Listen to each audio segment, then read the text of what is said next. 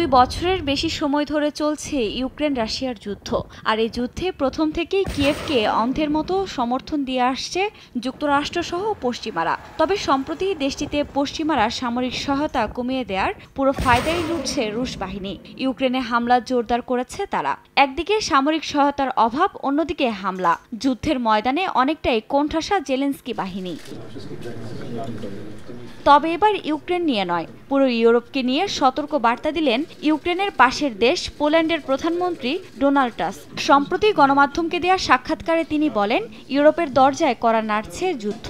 রাশিয়ার সঙ্গে ইউক্রেন যুদ্ধে হেরে গেলে ইউরোপের কোনো দেশই নিরাপদ থাকবে না বলেও হুঁশিয়ারি দিয়েছেন তিনি। এছাড়া এই যুদ্ধে লড়ার জন্য ইউরোপ প্রস্তুত নয় বলেও জানান ডোনাল্ড টাস্ক। এদিকে রাশিয়ার রাজধানী মস্কোর কনসার্ট হলে হামলার ঘটনায় কোনো প্রমাণ ছাড়াই ইউক্রেনকে পুতিন প্রশাসন দায়ী করছে বলে দাবি তার। আর এই ঘটনাকে কেন্দ্র করে ইউক্রেনে হামলা বাড়াতে পারে বলেও আশঙ্কা তার। তবে এবারই প্রথম নয়, চলতি মাসের শুরুর দিকেও যুদ্ধ নিয়ে ইউরোপের নেতাদের সতর্ক করেছিলেন তিনি। এছাড়া আগামী 2 বছর ইউক্রেনে কি হয় তার উপর ইউরোপের ভবিষ্যৎ নির্ভর করছে বলেও জানান তিনি। এমনকি দ্বিতীয় বিশ্বযুদ্ধের পর ইউরোপ সবচেয়ে সংকটময় সময় পার করছে বলে মত পোল্যান্ডের প্রধানমন্ত্রীর। আফরিন মৌ, সময় সংবাদ।